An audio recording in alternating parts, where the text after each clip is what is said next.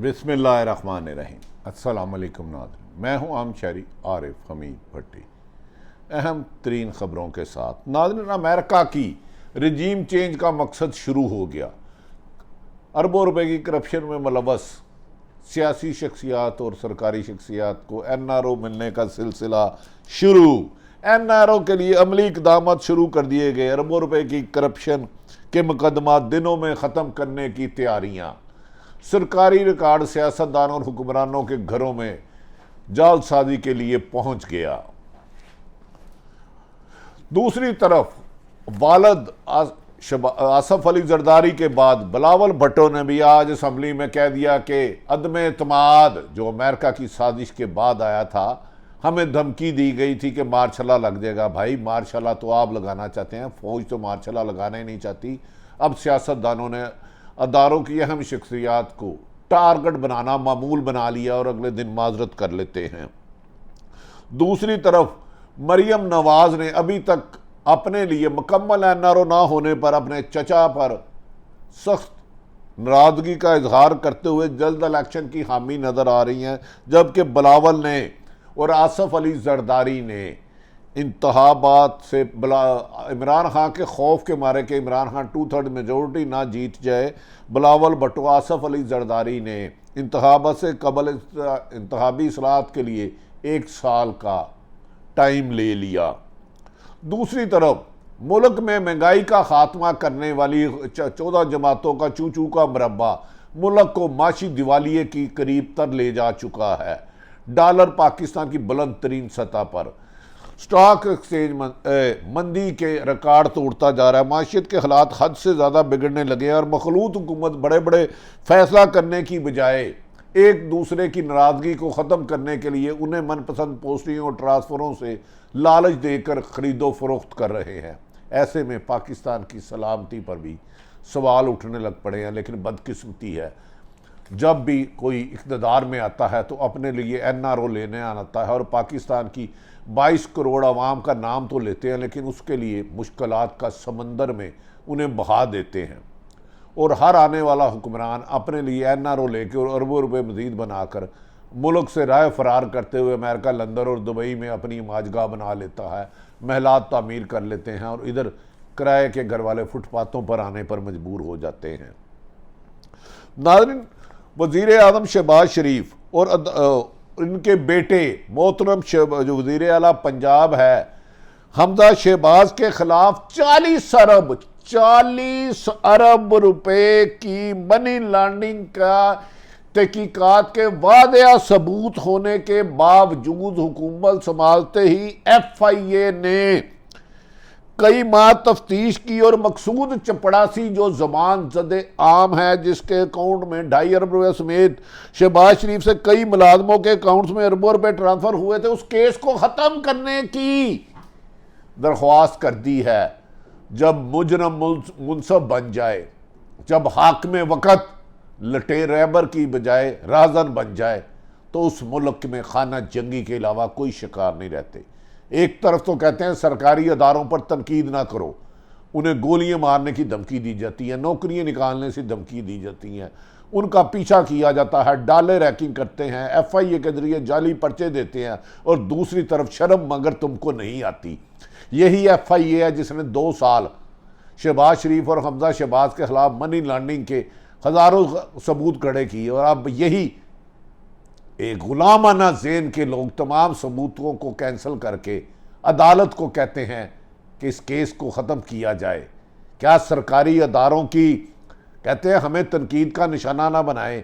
जब तक इनके जुल्म सितम जारी रहेंगे, पाकिस्तान में कोई भी सियासतदान अमन नहीं कर सकता, क्योंकि हर सियासी दान ने जो नजायज़ काम कराना है वो इन्हीं सियासी सरकारी अफसरों से कराना है, वो चाहे किसी भी ओहदे पर हो, किसी भी अदारे में हो। इनकी मिली भुगत के बगैर गुनाहगार बेगुनाह नहीं होता, बेगुनाह गुनाहगार नहीं होता। लेकिन बदकिस्मती है, हाकिम वक़्त गरीब का महंगाई का नारा लेकर आए थे, लेकिन गरीबों के खून चूस पर महंगाई बम गिराते जा रहे हैं और अपने लिए NRO लेने का ऐसा सिलसिला शुरू किया है कि लगता है कि जो 40-60% इस वक्त कबीना जराइम में मुलव्वस है, मुबैना करप्शन में मुलव्वस है, सारे ड्राई क्लीन होकर बाइज्जत बरी हो जाएंगे। और यही अदारे कि अफसरान बेज़मीर चंद पुरकशिश ओहदों की तैनाती के लिए इन्हें बेगुनाह करेंगे। आखिर इनको भी कोई पूछने वाला है कि बताओ, पहले कह रहे थे आपने 40 अरब का मनी लॉन्ड्रिंग हुई और अब आराम से कह रहे हो बेगुनाह है। चंद अफसर तब्दील करने से हकायक तो नहीं तब्दील हो जाते, लेकिन इस मुल्क में हर हुक्मरान NRO लेने के लिए आता है और इमरान खान को NRO ना देने की वजह से हुकूमत को हाथ उसको गंवाना पड़ा। नाज़रीन, हुकूमत तब्दील होते ही इमरान खान साहब इनके लिए दर्द सर बन गए। बड़े बड़े जलसों के बाद उन्होंने लॉन्ग मार्च का ऐलान कर दिया है, 20 तारीख को करेंगे, लेकिन इसमें भी वो डिले कर रहे हैं और उनके नादान दोस्त इमरान खान को गुमराह कर रहे हैं। जितना टाइम मिलेगा ये हुकूमत अपने लिए NRO लेके तमाम मुकदमात ख़त्म कर लेगी। आसफ़ अली जरदारी के भी मुकदमात ख़त्म किए जा रहे हैं। एहसन इकबाल और तमाम लीडरशिप जो हुकूमत में शामिल है, 14 के 14 लोगों के ख़िलाफ़, जमातों के ख़िलाफ़ करप्शन के केसों को बेगुनाह ड्राई क्लीन करके निकाला जा रहा है। हुकूमत तब्दील होने से पहले ही FIA के रवैया तब्दील हो गया था। ना जाने कौन सी ऐसी गैर ताकत थी कि इमरान खान की हुकूमत थी तो FIA के अफसरों को तब्दील कर दिया गया। तफ्तीश करने वाले FIA के डायरेक्टर मोहम्मद रिजवान को पहले ओहदे से हटाया गया, जबरी रुखसत में भेजा गया। बाद में वो ज़हनी तनाव की वजह से माल के हकीकी से मिल गए, इंतकाल कर गए और अब उनकी सीट पर आने वाले उनके सबूत कट्ठों को जलाकर ख़त्म करके FIA को के ज़रिए इस केस को ख़त्म कर रहे हैं। नाज़रीन, इस मुल्क में जितना बड़ा जाल साध है, अगर उसके पुश्त पे कोई ताकतवर आदमी है, सियासतदान है, हुक्मरान है, तो उसको कोई सज़ा नहीं हो सकती। इसीलिए मुल्क आज दिवालिया होने के करीब है कि इस मुल्क में कानून है, पर कानून पर अमल दरामद करने वाले जो असल मुजरमान है वही मुनसफ है, वही वकील हैं, वही रहबर हैं। तो इस घर को आग लग रही है। घर ही के चिराग से इमरान खान को सज़ा मिलनी थी, क्योंकि उन्होंने इस मुल्क को करप्शन का ख़त्म करने की कोशिश की, लेकिन बदकिस्मती है वो क्रॉस ही बोर्ड नहीं कर सके। उनके दौर में भी करप्शन हुई। उनके दौर में फराह खान ने अरबों रुपए और मुबैना तौर पर उस्मान बुज़दार ने खरबों रुपए की करप्शन की, लेकिन उनके खिलाफ मौजूदा हुकूमत केस नहीं बना रही, क्योंकि मुस्लिम लीग नून का ख्याल है कि उस्मान बुज़दार ने सबसे ज़्यादा PTI को नुकसान पहुँचाया है पंजाब में, और उनके अरबों रुपए के सबूत करप्शन के मिलने के बावजूद भी उन्हें भी NRO देने के पसे पर्दा डील शील हो रही है। और हुकूमत में जाने के बाद आपको साबिक़ वज़ीर आला पंजाब उस्मान बुज़दार इमरान खान के साथ कहीं भी नज़र नहीं आ रहे। लगता है इस घर को आग लग गई घर ही के चिराग से। कहा जा रहा है कि फराह खान के बारे में बहुत सारे सबूत उस्मान बुज़दार जो उनके पार्टनर थे उन्होंने ही मौजूदा हुकूमत को फराहम किया, इसीलिए वो दुबई फरार हो गई हैं। FIA के प्रोसिक्यूटर ने नाज़रीन आज अदालत में केस की पैरवी ना करने की दरख्वास्त की, जहां ये कहते रहते हैं कि फ़र्द जुर्म आयद हो शहबाज शरीफ वज़ीर आज़म और सन हमजा शहबाज पर। आज वही FIA कह रही है कि हमने केस की पैरवी करने की ना दरख्वास्त दी है।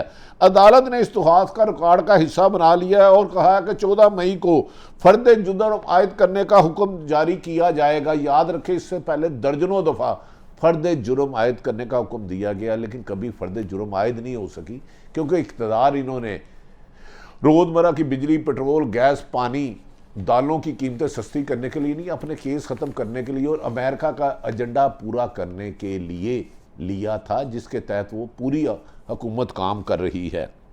FIA की जानिब से पैरवी ना करने पर बहुत जल्द इस केस को दाखिल दफ्तर होने का खदशा है, बल्कि यकीनन खदशा हो जाएगा। और आसफ़ अली जरदारी के तमाम मुकदमात भी ख़त्म करने के लिए उनके लीगल एडवाइज़र, सरकारी अफसर उनके घरों में उनका रिकॉर्ड ले जा चुके हैं, जबकि नैब के आला अफसरान और FIA के अफसरान हुक्मरानों के घरों में रिकॉर्ड को रद्दो बदल कर रहे हैं। ये कहते थे कि महंगाई इमरान खान की नहली की वजह से हुई है। उस दौर में यकीनन महंगाई हुई थी, लेकिन इन्होंने तो आके उससे 10 गुना ज़्यादा महंगाई कर दी। इस महंगाई में शरीक इस इक़्तिदार को लाने वाले भी बराबर के शरीके जुर्म हैं। वो किसी भी ओहदे पर है, मुझे अब उनसे कोई गर्ज नहीं। जिसने अदम एतमाद एक आइनी हक था, लेकिन अगर अमेरिका के मरासले के साथ किया और ख़रीदो फरोख्त के साथ किया, वो इस मुल्क का साथ मुखलस नहीं है। अब वो इनसे पूछे ना कि क्यों ये केस ख़त्म कर रहे हैं। ये तो कह रहे थे इमरान खान नाहला नालायक है उसकी टीम, तो पेट्रोल दुनिया की बुलंद तरीन कीमतों पर, डॉलर बुलंद तरीन कीमतों पर, स्टॉक मंदी, दाल, चीनी, आटा, चावल, घी, घर की चीज़ों को अब दुकान पे जाना भी जुर्म हो चुका है आम शहरियों का। नाज़रीन, दूसरी तरफ नैब केस में मरियम नवाज की अपील पर अचानक नैब का प्रोसिक्यूटर तब्दील हो गया है और नैब ने कहा कि खबरदार, मुझे नैब नहीं बुलाएगा। और नवाज शरीफ और मरियम नवाज ने शहबाज शरीफ को हुक्म दिया कि बहुत जल्द उनके केस मुकदमा जो मर्जी करें। लंदन में बनाने वाले काम का असल एजेंडा था कि उनके केस ख़त्म किए जाएं, उनकी सजाएं माफ़ की जाएं, इसमें असम्बली से करारदाद मंजूर कराई जाए, जो मर्जी हो। तो तवक्को की जा रही है मरियम नवाज और नवाज शरीफ जिन्हें सुप्रीम कोर्ट और नैब अदालतों ने सजा दी थी वो भी ख़त्म हो जाएंगी। और इस मुल्क पर करप्शन करने वालों का इमरान खान के दौर में भी राज था। मैं ये नहीं कभी कहा नादरीन, मैं किसी एक पार्टी के ख़िलाफ़ नहीं हूँ। इमरान खान के दौर में भी टिका के करप्शन हुई। इमरान खान का एक ही कसूर है कि उन्होंने खुद तो नहीं की, लेकिन करप्शन करने वाले कुछ लोगों के सामने आंखें बंद रखी, जिसकी वजह से शफाफ एहतसाब नहीं हो सका और उसका फ़ायदा आज मौजूदा हुक्मरान उठा रहे हैं। नवाज शरीफ और मरियम का अचानक प्रोसिक्यूटर तब्दील हो रहे, ये सब मामला इस बात की निशानदेही कर रहे हैं कि इनको भी NRO 2 का अमली तौर पर आगाज़ हो गया है और इस केस के ख़त्म करने की खबर भी अब अगर ये हुकूमत रहती है तो बहुत जल्द सुन लेंगे। बिलावल कल आसफ अली जरदारी ने जनरल फैज़ को कहा था वो खुडे लैन है। ये फैज़ हमीद साहब से आजकल बहुत ज़्यादा ख़बरों में रहते हैं। इमरान खान की हुकूमत में भी ख़बरों में रहते थे, आजकल भी। और जनरल पहले याद रखे कि मुस्लिम लीग नून नवाज शरीफ, मरियम नवाज और मौलाना फजलुर रहमान, फैज़ हमीद और जनरल कमर जवेद बाजवा के इस्तीफ़े की मुतालबे कर रहे थे। 2028 के इलेक्शन की धांधली की वजह करार दे रहे थे। अब अचानक कमर जवेद बाजवा के ख़िलाफ़ मुतालबा ख़त्म हो गया और फैज़ हमीद को हर तरीके से हर गुफ्तगू में मरियम नवाज और पीपल्स पार्टी में भी घसीटना शुरू कर दिया है। अहम तरीन अदारों पर तैनात अहम अफसरान के बारे में इस तरह करना प्रोपोगंडा शायद मुनासिब नहीं है। अगर उन्होंने कोई रोल अदा किया है, अख्तियार से तजावज़ किया है, तो फिर आइन और कानून के मुताबिक उन्हीं के अदारों को उस पर काम करना होगा। वरना इस तरह पाक फ़ौज मुल्क की सलामती की ज़ामन है, इसमें 100% लोग मुल्क के लिए शहादतें देते हैं। अगर चंद लोग अपने इख्तियार से तजावज़ करके सियासी हुकूमतें बनाते गिराते हैं या सहाफ़ियों को डराते हैं या जाली डेटिंग वाले सलमान दानिश की हमायत करते हैं, तो ऐसे लोगों का किबला दुरुस्त करना होगा इन्हीं के अदारों को, क्योंकि ये हमारे अदारे हैं। नाज़रीन, बिलावल भुट्टो ने आज कौमी असम्बली में तकरीर करते हुए इंकशाफ किया है कि तरीके अदम एतमाद से पहले इनको धमकी पहुँचाई गई थी कि फ़ौरन इलेक्शन को तस्लीम ना किया तो मुल्क में मार्शल लग जाएगा। ये बात हक़ाइक़ के बिल्कुल बरक्स है।